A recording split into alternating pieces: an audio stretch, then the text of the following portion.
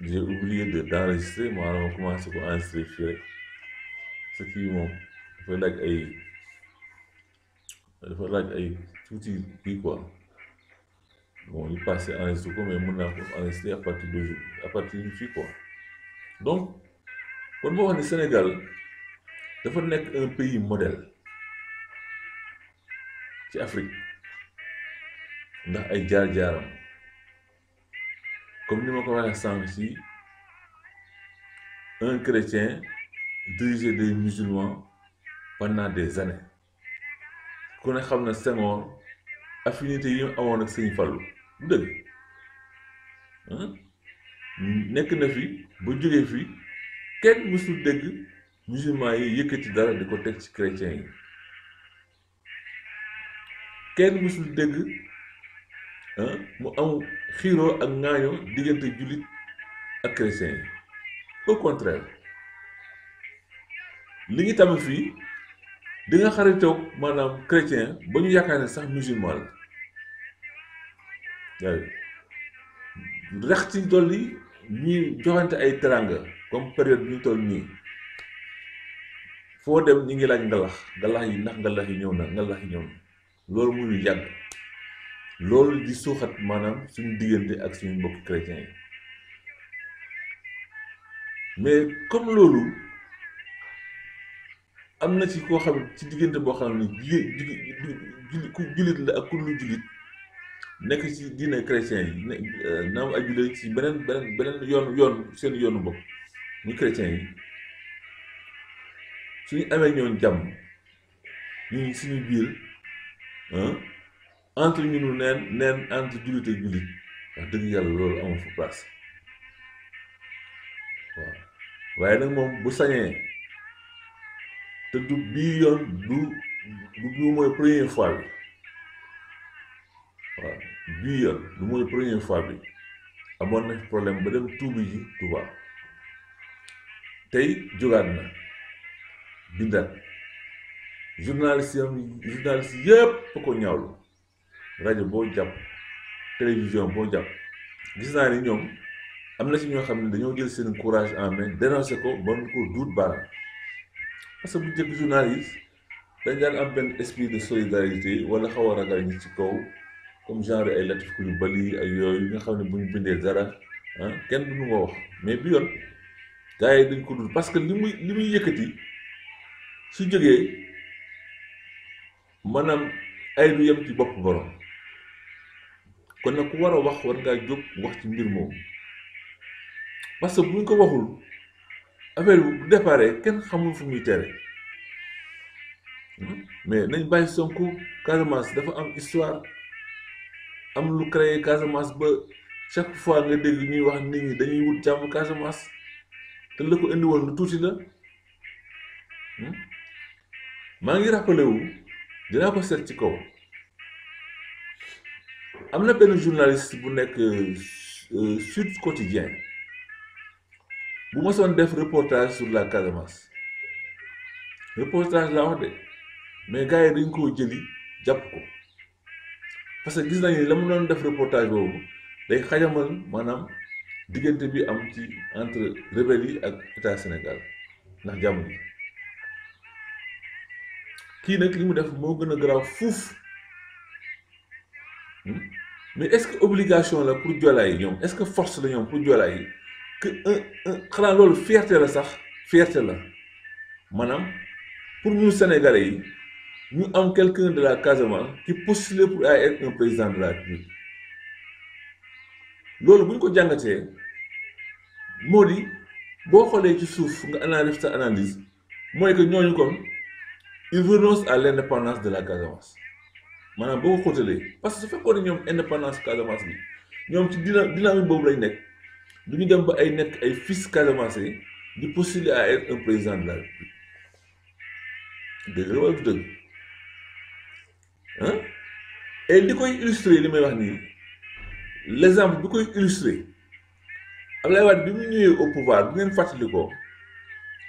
ki mu njëkk a nommé ministre de la défense c'est Youba Sambou oui gars yi dañuy fàttali waaye ñun fii moom ku fàtte ñu fàttali la waaw pour wane rek ñaari démarche ni ñu wutee Ablaye Wade sachant que la Casamance bi Sénégal ne mu jël doomu Casamance yi jox ko armée bi et pendant ce temps l'armée ma nga biir Casamance jàkkaarloo ak rebelle yi xoolal ma loolu rek xoolal ma ñaari vision yooyu ni ñu wutee ah quelqu'un se permet moom di bind di wax naa ni ay joolaa lañ jële yi xaw ma camp bi wala ngay wax naa ay joolaa dañoo war a ñëw déclarer publiquement ñi nekk ci gouvernement bi ni ñoom ànduñu ak Sonko waaw loolu dañ ko complété ci émission bi ñuy def ngoon balaa ngoon dinañ def suñuy recherche pour gën a étayer propos yi nga xam ni moom la ñuy wax parce que ñun li ñuy gën a motiver ñuy def man affaire bi maa ngi koy bëgg a def waxtaan sax de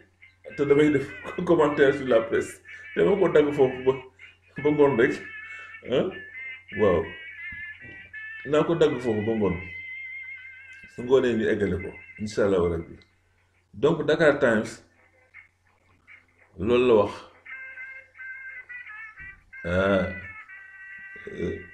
revue de presse bi nag ku ci am ay question rek mën nga ko jaarale ci WhatsApp bi ku ci bëgg intervenir aussi mën nga jaar ci WhatsApp bi ñu ubbi la kon Dakar Times loolu la ñëw ci affrontement yi am université ci ñaari groupe yooyu dañuy wax ni groupe Ndefleng xam nga Ndefleng boo ko déggee séeréer la Kékando boo ko déggee jolaay la waaye gis naa Toussaint Manga posté benn kii nii loolu ñuy wax ni ay waa Casamance dañoo ber fii waa loolu nee na loolu amul fa kon nag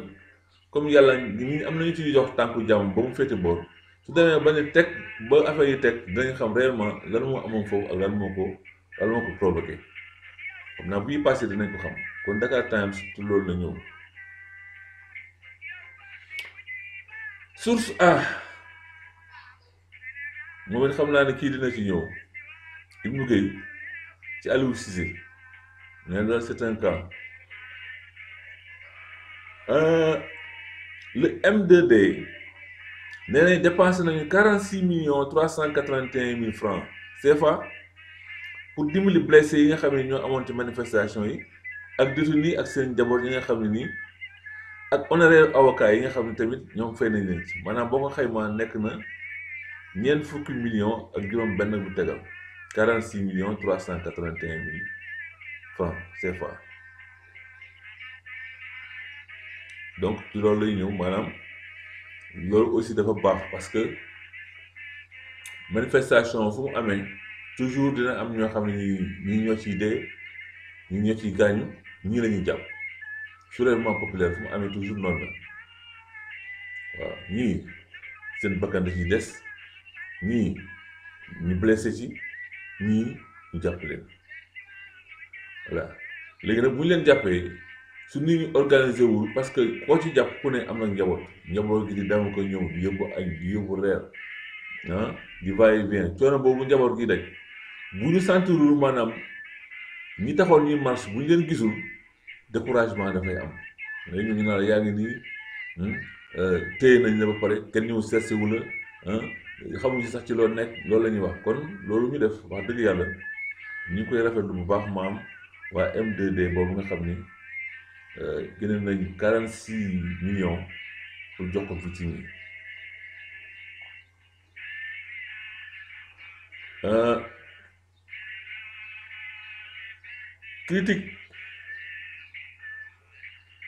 critique nee na Sonko nous la coalition du diable déglu leen de waaw bu yàggee rek ngeen naan ay titram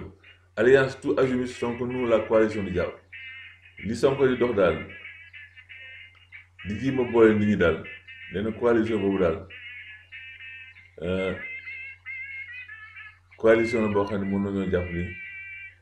coalition seytaane la jàll moom seytaane la waaye de dox de moo gën toog ku nekk ci jafe-jafe ñëpp jóg jàppale la soo jógee bay delloo ñoom war ngaa waxtaan ak ñooñu ngeen fexe taxawal loo xam ne lu mel noonu du fi amati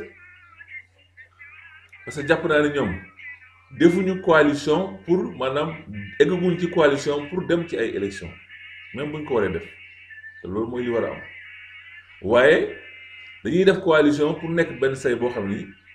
lépp lu ñuy xeex loo xam ne ni intérêt général la maanaam ñu ni datu élection yi kenn du ko dàq ñëpp d'accord ci ah élection yi date bi législative date bi lay demee ñëpp d'accord ci ah parrainage bi dañ koy dindi ñëpp d'accord ci ministre de l'intérieur ki koy jiite du nekk ci parti politique bi ñëpp d'accord ci loolu parti politique yi war nañ cee mën a ànd ñi amul carte d'identité ñi am carte d'identité ba pare ñu bindal leen ci ginnaaw du ñu wote ñoom ñëpp du ñu war a wote ñi amul carte d'identité ñu defal leen carte d'identité ñi saa yoon seen adresse ñu defaraat ko mais loolu parti yi am nañ droit Sonko am na droit di wër di jéem a dajale ci loolu bu loolu demee nag ba yem ñu war a dem maintenant ci joŋante nag élection bu baax ku neex ku ne nga ànd ak ku ne du dëgg kon Sonko loolu muy def ñu ngi ko ci encouragé waaw critique tamit ñëwaat na ci maanaam daal soirée yi amaat ci guddi gi daal moom commencé waat na parce que levé nañu kii bi état d'urgence bi direct si ñëw daal mi ngi titré nee na Macky Sall à l'horizon 2024 c'est levier pour sortir de l'ornière waaw nee na daal message bi nga xam ni président bi daf ko décortiquer nee na ci réponse am daal gis na ni dina teg ci table 350 milliards pour la jeunesse pour ñu insérer leen sur le tissu économique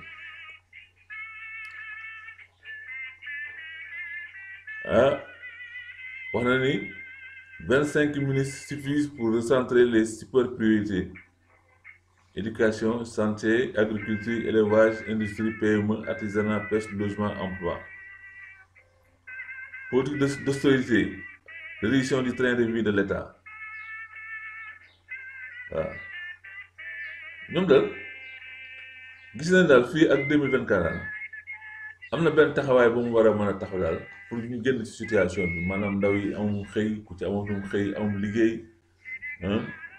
loolu bokk na ci li ñu war a defal wàññi aussi état bi train de vie bi tout ça yi consomme 2024 waaye gars yi de nee nañ du bokk de langue beneen bi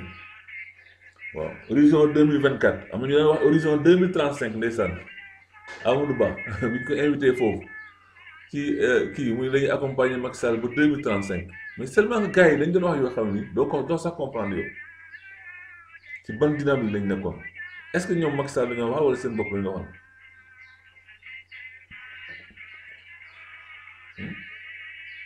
donc loolu la ñëw ci maanaam suñu sukkandiku pour sortir Sénégal ci 2024 en tant que président de la République même ba muy desi bi sax loolu mooy devoir maanaam jóg pour liggéey pour Sénégalais yi gën ci ay situation waaye nag bu dara nekk ci ne ginnaaw lu état rek waaw loolu moom te dañoo toll ci benn période boo xam ne fi mu toll nii moo tax kaddu dafa am solo trop man yaakaar naa président Macky Sall dafa am wax yoo xam ne ba léegi moo ko topp ak démarche yi ko topp ba nga ni ba nga xam ne peuple bi léegi confiance bi dafa wàññeeku complètement mooy ca depuis mandat 5 ans bi ba Sarkozy di wax naa ne moom musul gis Sénégal un président bu ñu faral 7 ans muy 5 ans lay def ba ñu demee la ca mujjee gis ngeen ko ñu demaat mu wax ni ñaari mandat lay def léegi kenn du fi wax ci ñetti mandat band yi gis ngeen ko waaye ñu dem ba ci temps yi mu ni du ma ni oui du ma ni non gars yi daal di noté boo nee mënul def mu jàpp la tëj boo nee mën naa def mu bàyyi la gars yi noté opposition bi dinaa ko réduire à sa plus simple expression jàpp tëj recruter débaucher gars yi étranger ba ñëw ci yow ponkal yi ñëw gars yi ni kii lii muy def nii am na lu mu nar moo tax yu mel ni bu ñëwaatee même bu fekkee ni intérieurement nekkul ci moom nit ñi dañuy ñaaw njort voilà le problème levier bu mu mënti def rek gars yi seen bopp maanaam dañoo egg ci benn niveau boo xam ne nii moo tax kàddu dafa am solo waaw gars yi mos nañu fay def benn slogan ci référendum bi góor ca wax ja waa kii mais wax dafa am solo laas ñëw na ci Aliou Ndoye waaw waxoon naa ci je crois que li amoon fële ci Gambie demoon na fa waaw maison de la jeunesse et de la citoyenneté dans les 45 départements un rempart contre l'incivisme et les saccages xamuñu ñoom franchement doo comprendre ça quoi am na ko ko waxoon démb nee na Macky Sall bant car bi mu toog ñi koy dagg mooy ñi nekk ci moom mooy lii xam nga après 9 ans de pouvoir man dem naa benn réunion au niveau de la région de Dakar ñuy waxtaan ci nan la ñuy def ba ndaw yi maanaam amum xëy ndax xaalis bi état bi bëgg a génne mais bi ma ñëwee kuréel yi nga xam ne ñoo yor wàllum liggéey ci Sénégal mat nañ fukk ak ñaar ñoo jaar ci écran bi ku nekk expliquer te ku nekk la ngay expliquer mooy wàllum xëy ndaw wàllum formation wàllu insertion maanaam boo jàngee ba pare nga fexe bu dugal la ci biir circuit productif bi def diagnostic bi ku nekk ñëw def sa projection def sa diagnostic fukki kuréel ak ñaar ma ne leen moi j'ai pris la parole ma ne leen xam nga affaire bi buñ ci waxul dëgg yi dañuy am problème maanaam le président Macky Sall dafa bëgg a génne 300 et quelques milliards pour maanaam xëyum pour liggéeyu ndaw yi te président Macky Sall moom mi ngi compté woon ci ñii nga xam ne ñoo doon def exposé bi foofu la compté woon pour régler liggéeyu ndaw yi kon bu ñëwee tey ñoom ñu ñëw man dama doon yaakaar ni ñoom comme ñoom lañ joxoon kuréel yooyu te ñoom réussir ñu wax ni ñoom lan moo nekk seen problème ba réussir ñu mais ils l'ont pas dit ku nekk yàgg naa créé nañ 1000 emplois créé nañ 10 000 emplois 20 000 emplois lii la ñuy def mission bi lii la nangam mais c'est-à-dire c'est l'échec parce que s'il n'avait pas échoué président bi du génne 300 et quelques milliards di ko teg ci suuf pour ñu defal jeunes waaye et puis à ma grande surprise waa ji yor ANAMO xaw ma nu mu tudd Malick Mbaye la xaw ma man débat bi te ma ko bàyyi ba ngoon bàyyil ma bàyyi ko ba ngoon parce que lii foo ko toppee 2 heures de temps lay def ci revue de presse bi dinañu ñëwaat ngoon ci live bi def donc daal nañ jàpp ni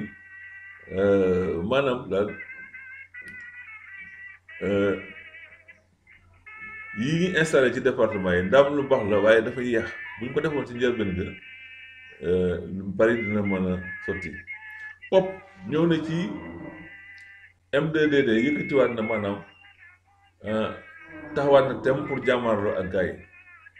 waaw ndax daal ñoom date élection yi daal duñ ci dellu ginnaaw waaw 2021 un point un trait nu ko may ñoom ñu wàccaat ci mbedd mi loolu la ñu wax de MDD waaw wax na aussi diggante Kekendo ak Ndefleng yéegi jàmm dikkaat na fa waxtaan nañ ba jàmm dikk fa xam naa li dinañ xam ni waral loolu le quotidien kii man franchement di ko wax sax man dafa may déranger waaye comme nous on est des démocrates dañuy wax rek nga xam ne parce que tamit ci biir quotidien ñàkkul am na ay journalistes yu fa nekk yoo xam ne bëgg nañuy def seen liggéey donc ñëw na ci report électoral local yi nee na daal opposition bi ñoom waxuñ ci 2022 dara ñëwaat na ci jeunes yi nga xam ne libéré nañ leen loolu commenté naa ci waaw loolu la xëyee tey les échos nee na Fatoumata Tall waaw moom it da doon teg xeer bu njëkk fële ca Pikine moom it ñëwaat na ci datu élection yi l'État propose le 27 février 2022 ñaari weer de moo leen séparé xam nga loolu dialogue amatu fa dialogue amatu fa maa ngi dégg suñu mbokk Mamadou Dieng bi nekk Arc-en-Ciel moom laa bëggoon invité mais dafa am tëx-tëx arc-en-ciel bu Thiès xam naa semaine prochaine dinaa ko jël parce que tamit live yi may def du waa PDS rek laay jël damay jël tamit man opposition bi yaakaar naa ne ku ma ci laaj di nga ñëw waaw loolu laa foog maa koy planifier daal waaw dama ko yéex a wax sax parce que sànq rek laa ko gis dama gis li attiré sama attention dama gis mu def benn sortie wax ci affaire élection yi ma ne naa ko jël pour mu leeral léegi tamit émission bi ma wax ne léegi leeral la tudd waaw leeral moom mooy am léegi chaque samedi parce que dañuy leeral bi may def 18h noonu leeral la tudd donc état bi nee na 22 27 février au plus tard ñii ni décembre ñaari weer leen séparé waaw l'essentiel est que bu ñuy même bu opposition moo doon dem ba 27 février dégg naa gars yi di wax naa ni am na coupe d'Afrique bu ci am ak xaw ma lu ci nekk même bu doon dem ba 27 février bu ñu bàyyi ba 27 ba janvier ñu ni non mënuñu koo def février parce que coupe d'Afrique baa ngi fi donc te bu ñu ko xasee pousse rek c'est fini législative lañ koy pousse parce que législative yi 2022 bi la war a am ci mois de juillet maanaam diggante élection bii ñoom date bi ñuy jàpp état bi mois de février ak mois de juillet 5 mois après waroon nañoo defaat élection législative xam nga ni loolu xel sax nangu ko maanaam ñoom date bi ñu joxe nii ak date bi législative yi am 5 mois moo dox ci diggante bi vous croyez que mën nañoo def local février defaat législative en 5 mois après mais duñ ko wax bu ñu leen poussé ba ñu egg ba foofu nag loolu la ñuy wax mettre le devant le fait accompli waaw le fait accompli mooy loolu Walf Quotidien nee l'opposition internationalise le combat waaw maanaam daal xeex bi léegi romb na Sénégal nag dem na bitim réew mu daa am ay kuréel yu nekk ci bitim réew di leen di xawoon fii yëpp ñu ko doon jottali France 24 TV5 fu ne léegi nag ñoom jël nañ affaire bi yóbbu ko ci kaw waaw ñëw na ci tension yi amoon UCAD aussi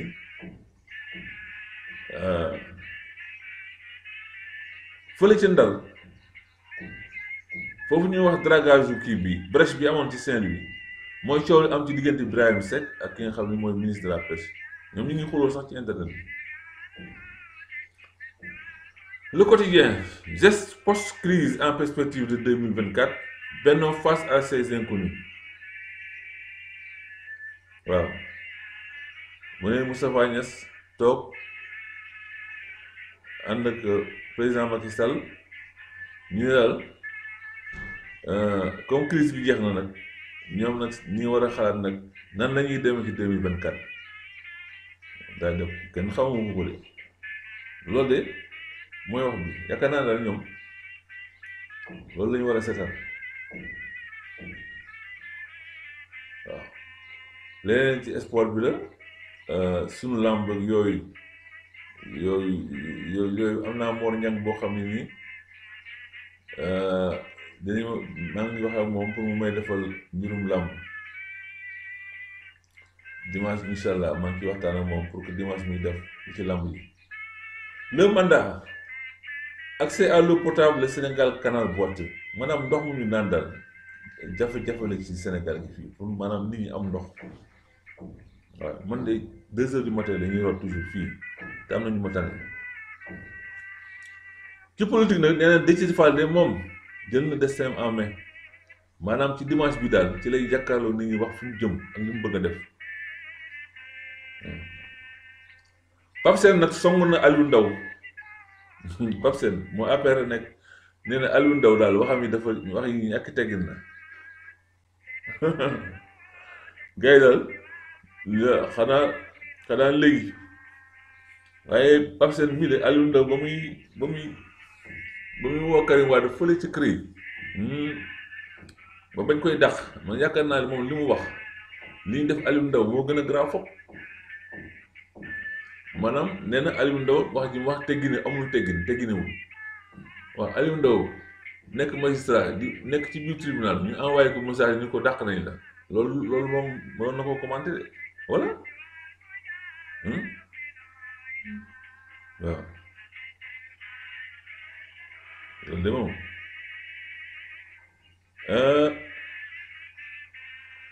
Papa Maïssa Gueye ñëw na ci maanaam nee na daal théâtre bi Sénégal daal zéro nee na théâtre Sénégal zéro ndax defal nañ fi ay saalu théâtre yu dul jeex waaye zéro foofu laay terminer tey parce que foofu la yéene kaay yam xam nga bi Abdoulaye Wade defal parc culturel bi 7 merveilles la ko tudde woon fële ca gaaru ba ñu bari xam nañ loolu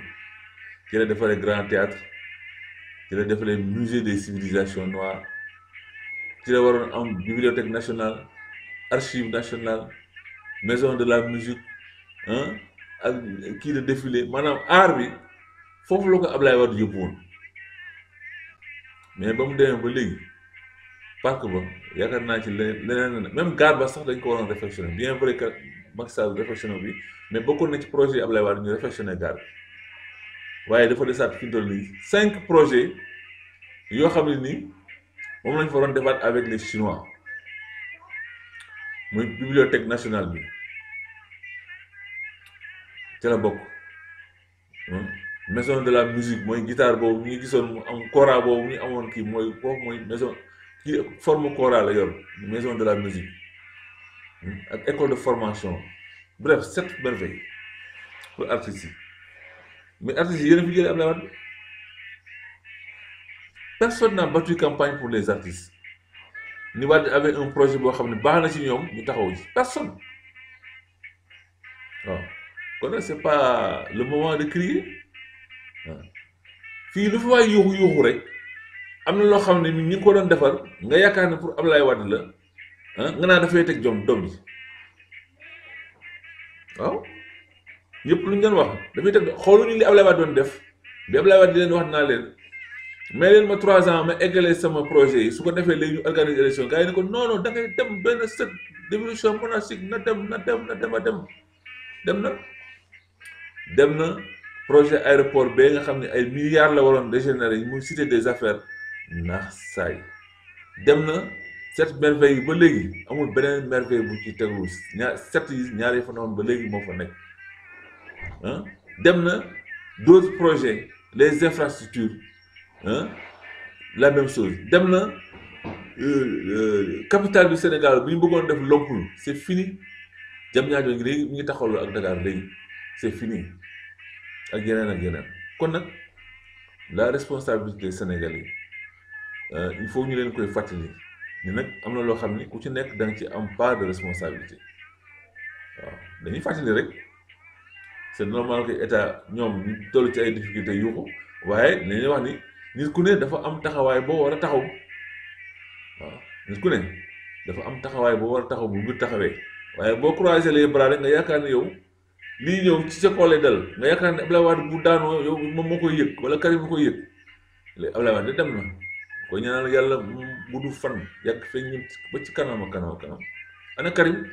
tey foo génne ci koñ bi sondage boo ko doon def tey fukki nit yoo jël danaa la Karim na ñëw juróom-ñaar yi dañaa na Karim ñëw juróom-ñaar yi dañ ne la Karim ñëw anamu te pourtant moom lañ fi doon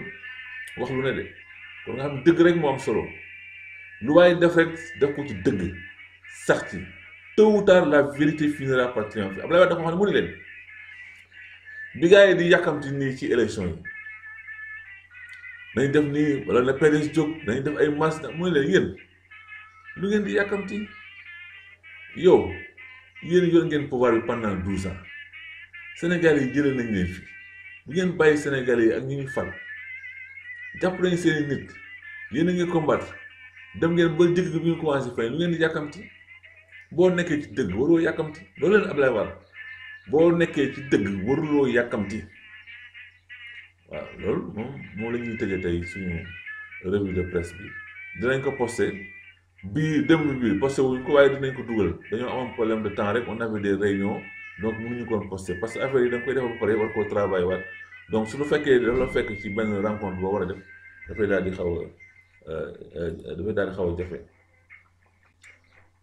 kon nag ki leen doon defal revue de presse bi di Ndiaye PAI di leen jox rendez-vous à partir de 16h ak Ibnou Gueye ci wàllu sport ak 17h ci Oustaz Diaw ak 18h ak Ndiaye Piaye kon loolu mooy programme tey bi waaye rek dimanche bi ci suba gi bu leen fàtte de le grand rendez-vous waaw le grand rendez-vous à 10h mooy dañuy càmbar li xew ci biir semaine bi ànd ci ak Cheikh Niang ak yi nga xam ne mooy Aliou Marème depuis fële que mu mel ni sama waa yi day dugg na de Aliou Marème xaaral ma jël la ci su fekkee ne yaa ngi may dégg xaaral ma woo la su ma la wooyee ci ngay mën a dugg moom daa mel ni daa bëgg participer ci waaw noonu laa ko bëggee sax revue de presse bi moom ku déglu ba nga xam ne yaakaar nga ni mën ngaa am ci poñ boo xam ne bëgg nga faa wax rek soo ma wooyee mu jël la wala soo envoyé message ba tontu la kon Aliou su fekkee ne yaa ngi may dégg nga may ma tuuti rek ma woo la parce que ba ma wooyee su ma la jëlee doo dem si rajo bi mais su ma la wooyee nii di nga mën a dugg ci rajo bi comme ñeneen ñi aussi ma fàttali léegi numéro yu WhatsApp bi mooy 77 535 72 23 su ngeen fi jaaree rek dinaa leen mën a jël waaw mbaala daal wala ngeen annoncé wu rek ma mën leen jël donc ñu may ma tuuti ma jël Aliou Marème su fekkee ñu may dégg dinaa ko wale tout de suite parce que réagir na sans ci téléphone bi pour participer ñu lañ koy defar rek xam nga ni moom dafa cool maanaam moom dafa cool parce que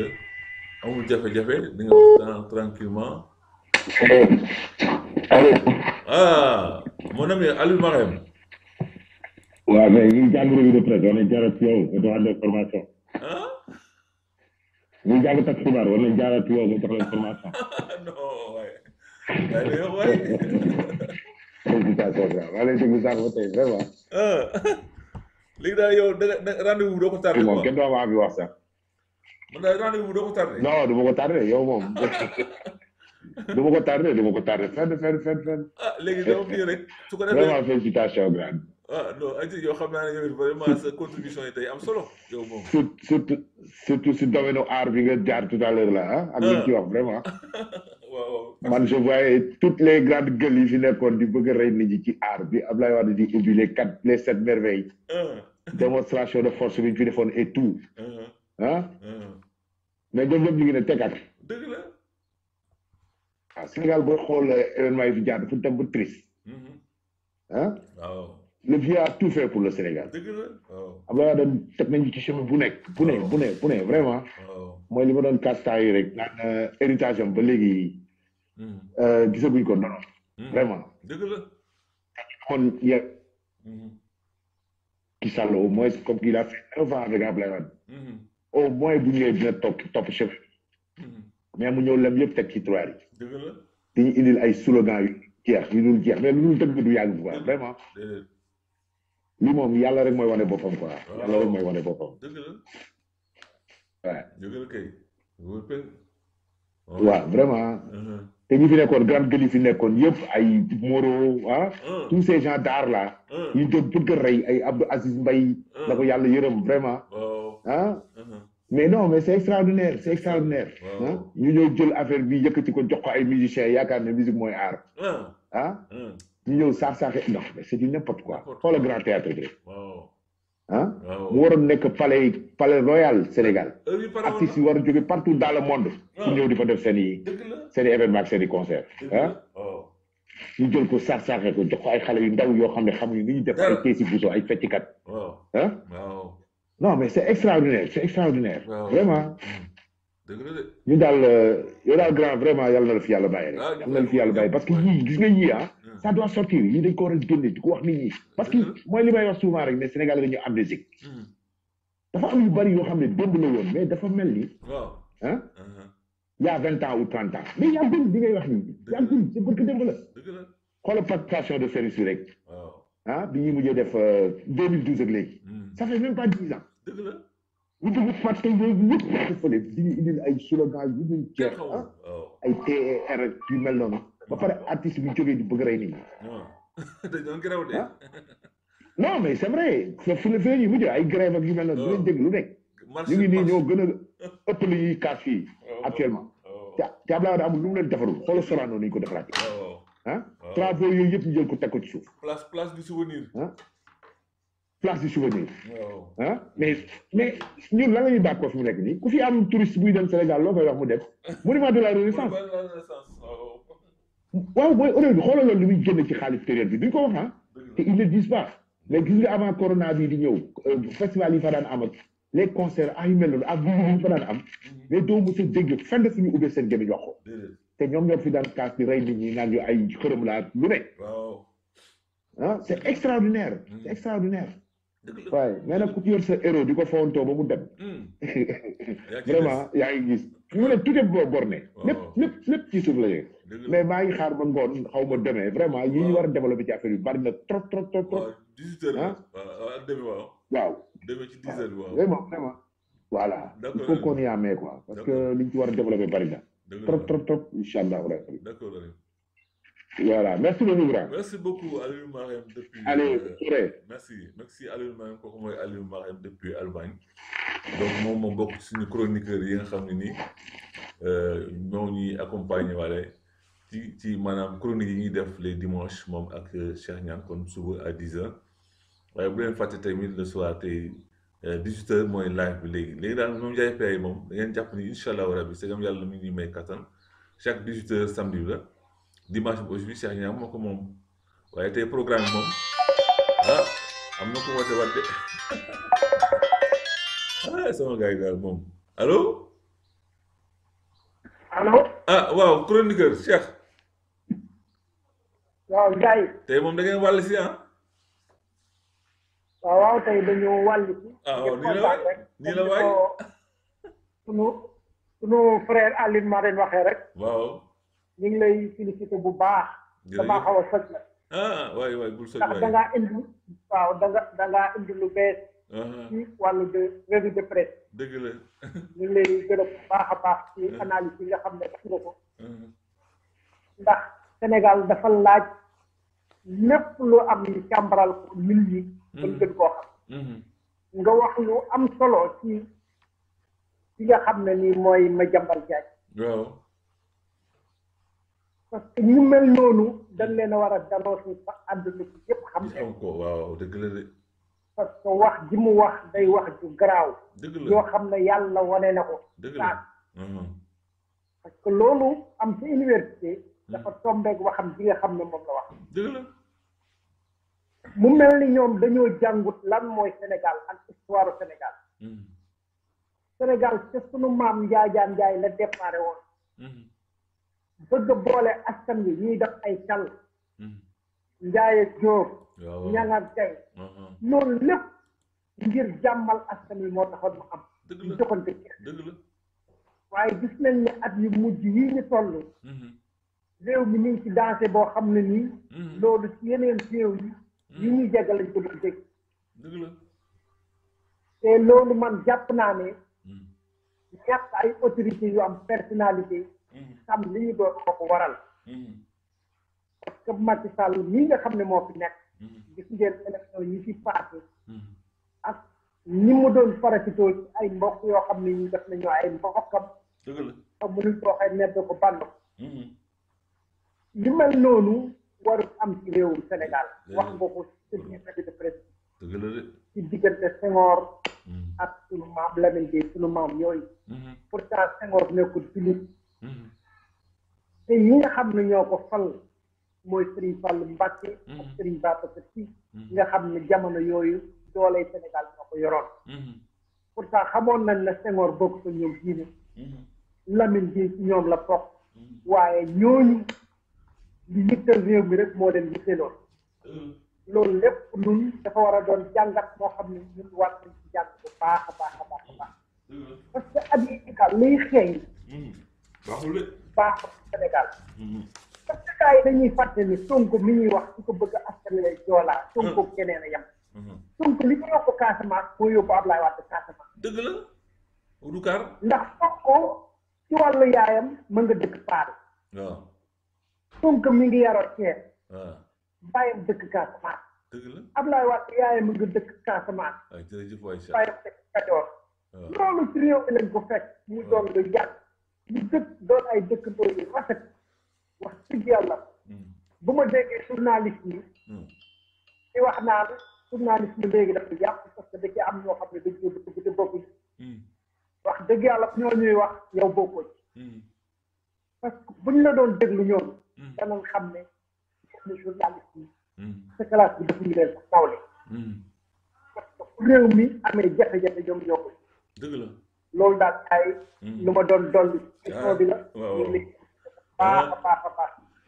vraiment lii nga indi